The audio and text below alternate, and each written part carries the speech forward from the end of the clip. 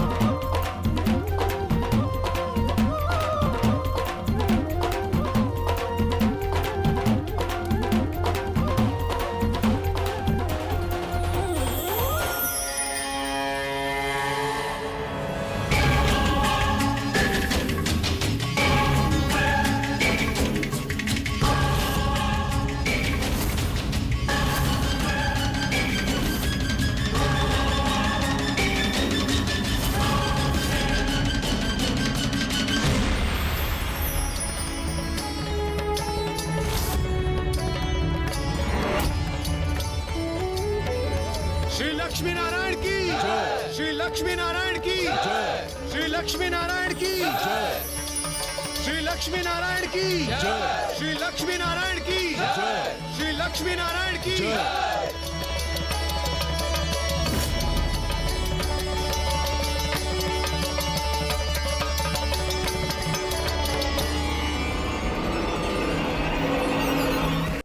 कितना अद्भुत पल था वो, जब प्रभु और माता पुनः लक्ष्मी नारायण रूप में एक साथ आए और वो पंच सुंदरियां उस अनूठे दृश्य को छोड़कर वहां से प्रस्थान कर गईं। ये तो अनुचित मोह और मात्सर्य का घातक संयोग था। वास्तव में यह संयोग तो सर्वाधिक घातक होता है गौरी पुत्र। यही सीख प्रदान करने के लिए तो प्रभु महादेव अपना अगला अवतार वृषभ अवतार लेने जा रहे थे।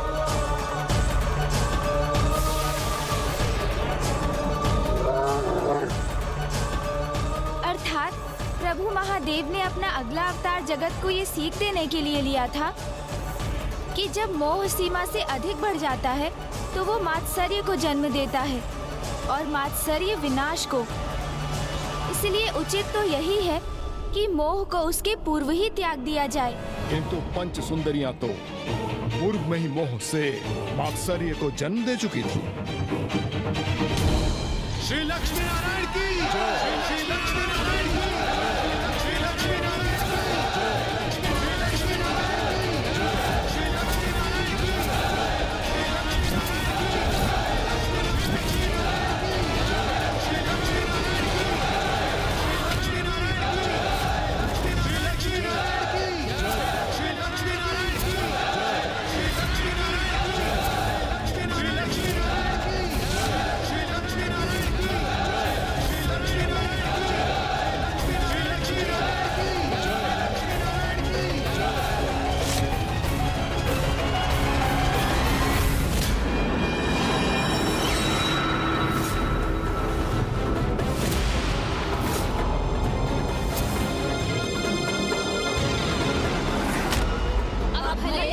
कुछ भी गुनाह न करना पड़े, हम प्रण नहीं हैं।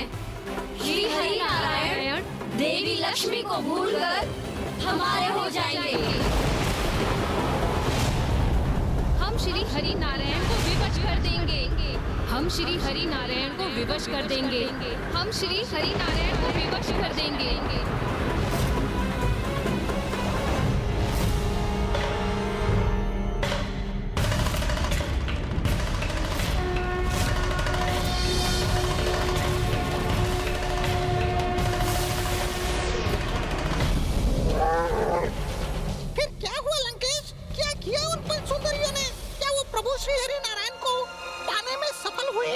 लंकेश बताइए ना। गौरी पुत्र, एकमात्र तपस्या ही वो मार्ग है जिससे कोई भी सुफल, यहाँ तक कि स्वयं प्रभु को भी प्राप्त किया जा सकता है। हाँ लंकेश, किंतु वो तपस्या सत्य, निष्ठा और निस्वार्थ भाव से की जानी चाहिए। अन्यथा तपस्या का फल तो अवश्य प्राप्त होता है, किंतु वो फल अनुकूल प्रतीत होते हुए भी प्रतिकूल ही प्रमाणित होता है। किंतु पंच सुंदरियों ने तो अपने मनोवांछित फल प्राप्त करने हेतु ऐसा कुछ किया जिसकी कल्पना करने तक का साहस जुटाना भी अत्यंत कठिन है।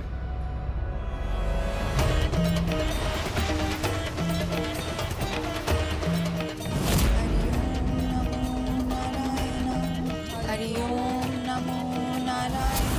हरि ओम नमो नारायण। हरि ओम नमो नारायण। हरि ओम नमो नारायण। हरि ओम नमो नारायण। समय बीतता गया। सर्वप्रथम दिवस, फिर कुछ माह बीते, किंतु वो पांचों उसी प्रकार जल में स्थित रहकर निरंतर अपनी तपस्या में लीन रही और उन सहस्त्र छोटी मीन का आहार बनती रही। हरि ओम नमो नारायण। हरि ओम नमो नारायण। हरि ओम नमो नारायण। हरि ओम नमो नारायण। जब एक और अत्यंत बड़ा संकट उनकी ओर बढ़ने लगा। हरि ओम नमो नारायण। हरि ओम नमो नारायण। हरि ओम नमो नारायण। हरि ओम नमो नारायण। हरि ओम नमो नारायण। हरि ओम नमो नारायण। हरि ओम नमो नारायण। हरि ओम नमो नारायण। हरि ओम नमो नारायण।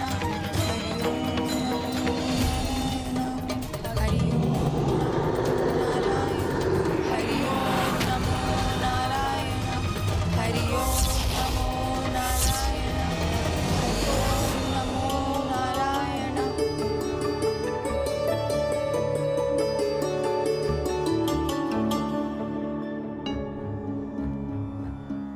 देवी लक्ष्मी, आज हम आपके लिए एक उपहार लाए हैं। मुझे ज्ञात है स्वामी। ज्ञात है? किंतु आपको कैसे ज्ञात है? क्योंकि हमारे विवाह के उपरांत से आप मुझे अनेक उपहार दे रहे हैं, इसीलिए मुझे ज्ञात था कि आज आप अवश्य मेरे लिए कुछ लाएंगे। ये देखिए, आपके सर्वाधिक प्रिय पुष्प, मोगरे की माला।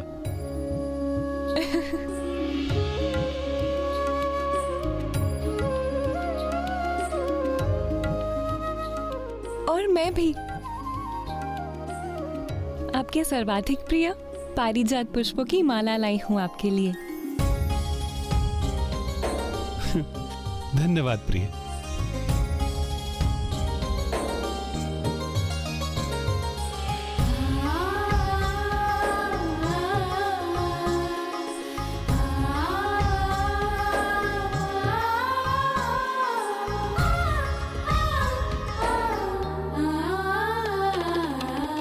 हाँ, अवश्य प्रिय।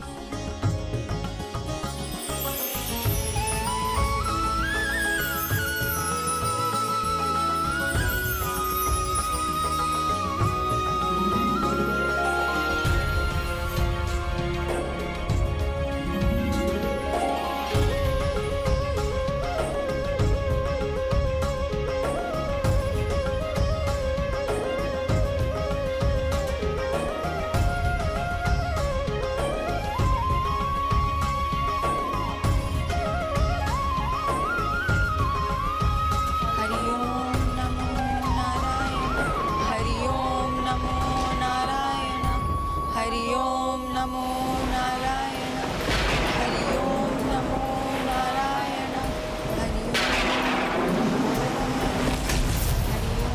नमो नारायण। हरि ओम नमो नारायण।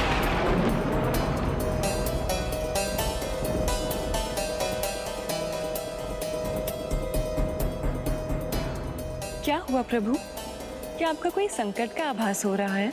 नहीं देवी लक्ष्मी, संकट तो नहीं, ये तो मात्र कुछ भक्तों की तपस्या का प्रभाव। इसमें आपके भक्तों का कोई दोष नहीं है। जगत के पालनहार श्री हरि नारायण के दर्शन सरलता से कहाँ प्राप्त होते हैं। अब मुझे ही देख लीजिए, आपका सानिध्य प्राप्त होने के लिए मैंने आपकी तपस्या की और समुद्र मंथन की प्रतीक्षा भी की। अब तो मेरी एकमात्र कामना सदैव आपके साथ रहने की है। अब हम एक दूसरे से कोई भी अलग नहीं कर सकता। हरि ओम नमो नारायण हरि ओम नमो नारायण हरि ओम नमो नारायण। एक ओर जहां देवी लक्ष्मी किसी भावी आशंका से आश्वस्त थीं, वहीं दूसरी ओर इस मध्य पंच सुंदरियों का घोर तप भी भीषण एवं प्रचंड हो चुका था। अब देवी लक्ष्मी और श्री हरिनारायण का गांव निकट था।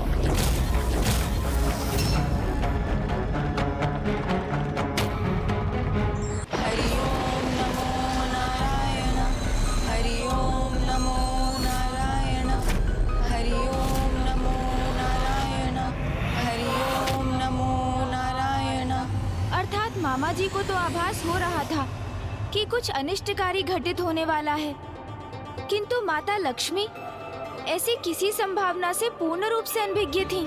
हाँ गौरी पुत्र, देवी लक्ष्मी तो इस विचार से निश्चिंत थी कि अब उनके श्री हरि नारायण को उनसे दूर कोई नहीं कर सकता, किंतु उन्हें कहाँ ज्ञात था कि एक महाकपट योजना का भी आरंभ हो चुका था, क्योंकि जैसे जैसे समय बीतता गया पंच सुंदरियों की तपस्या और भी उच्च स्तर पर पहुंचने लगी।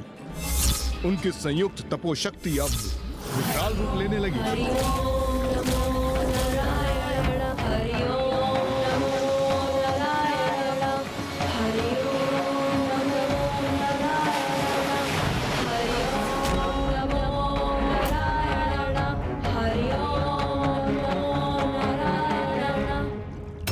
ये कौन भक्तिन है आपकी प्रभु जो इतनी घोर तपस्या कर रही है? हरि ओम नमो नारायण हरि ओम नमो नारायण हरि ओम नमो नारायण। इनकी तपोशक्ति से तो संपूर्ण वैकुंठ ही अस्थिर हो रहा है। हरि ओम नमो नारायण हरि ओम नमो नारायण हरि ओम नमो नारायण। अब आपको इन तपस्विनियों को दर्शन प्रदान करना ही चाहिए प्रभु। किंतु देवी लक्ष्मी, सभी भक्त मात्र दर्शन के लिए तपस्या नहीं करते, कुछ वरदान के भी लालसिक होते हैं। तो फिर इसमें अनुचित क्या है प्रभु?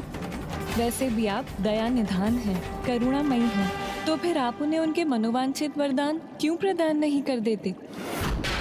पूर्ण कर दीजिए इतनी कठोर तप करने वाली भक्तिनियों की मनोकामना।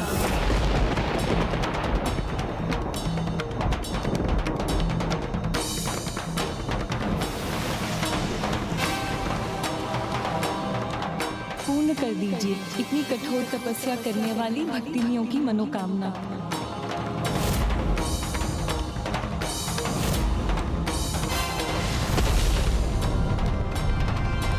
ये तो उनकी तपोशक्ति के परिणाम का ही उदाहरण है प्रभु। यदि समय रहते ही आपने उन्हें दर्शन प्रदान नहीं किए तो समस्त सृष्टि संकट में आ जाएगी।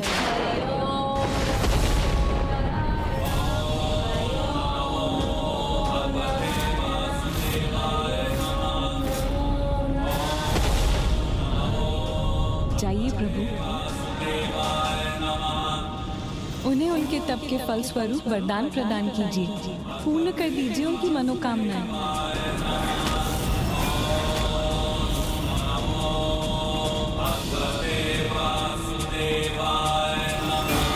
जाइए प्रभु।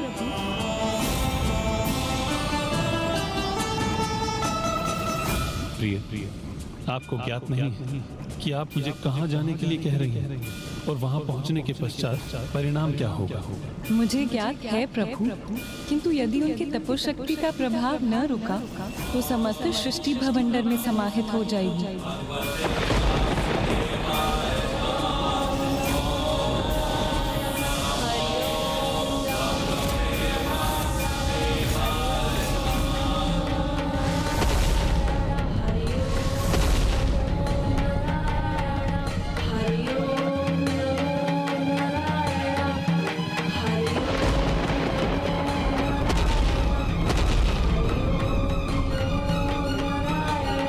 जाइए प्रभु, जाइए प्रभु।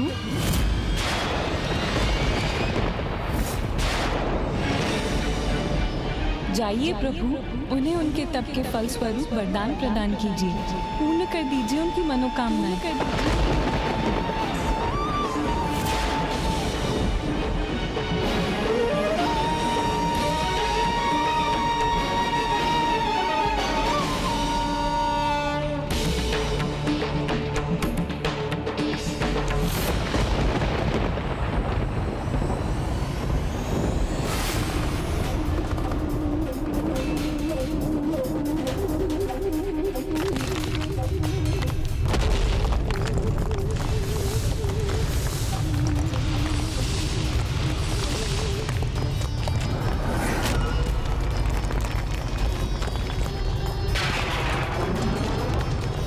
कैसी भयावनी ध्वनि है ये, जैसे कैलाश भी कंपित हो उठा है।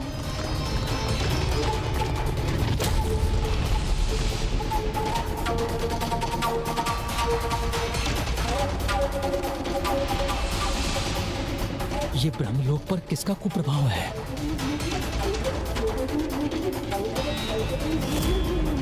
जाइए प्रभु, उन्हें उनके तप के फल स्वरूप वरदान प्रदान कीजिए, पूर्ण कर दीजिए उनकी मनोकामनाएं।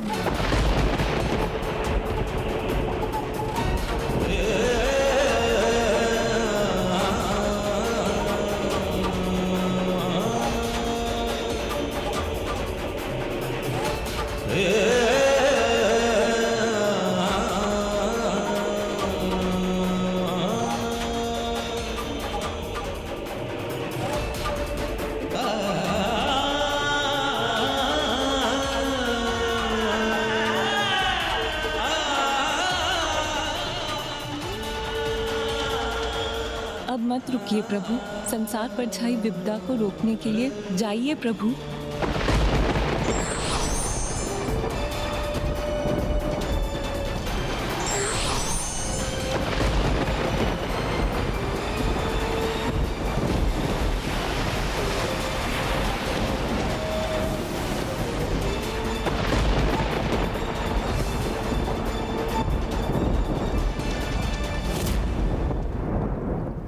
देवी लक्ष्मी को तो धीरज धारण कर सर्वप्रथम नारायण को अपनी बात कहने का पूर्ण अवसर प्रदान करना चाहिए था, और उसके उपरांत ही स्वयं कुछ कहना चाहिए था।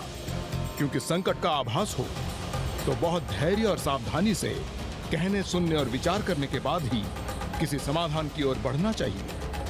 अन्यथा स्वयं भूल करने के साथ हम अपने अन्य प्रियजनों व सहयोगियों को भी अनुचित दिशा निर्देश देने की भूल कर बैठते हैं।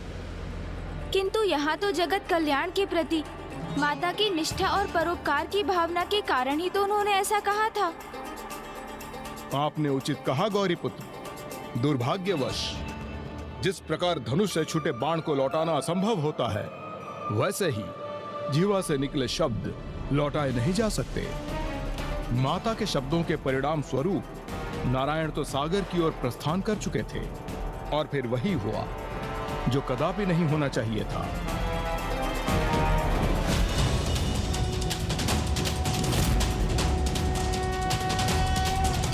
शांताकारं भुजगशयनं पद्मनाभं सुरेशं विश्वाकारं गगनसदृशं मेघवर्णं लक्ष्मीकान्तं कमलनयनं।